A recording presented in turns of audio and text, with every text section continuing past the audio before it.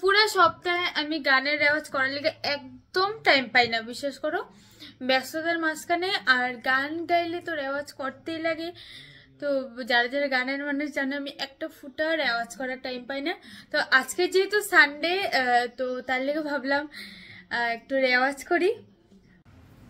জয়গুরু, তোমরা সবাই কেমন আছো? আশা করছি সবাই খুব খুব খুব ভালো আছো। আয়া বললাম তোমার সামনে আর একটা নতুন ফ্রেশ ব্লগ নিয়ে আমি তোমার লগে শেয়ার করুম রবিবার দিনটা কিভাবে কাটাইছি। তো চলো শেয়ার করি।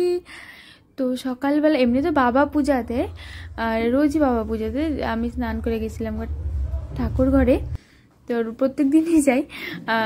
তারপর দুপুরবেলা খাওয়া দাওয়া করে নিলাম, তারপরে বিকালবেলা রেওয়াজ করতে বয়া পড়লাম। চলো তুমি করে দেখাই।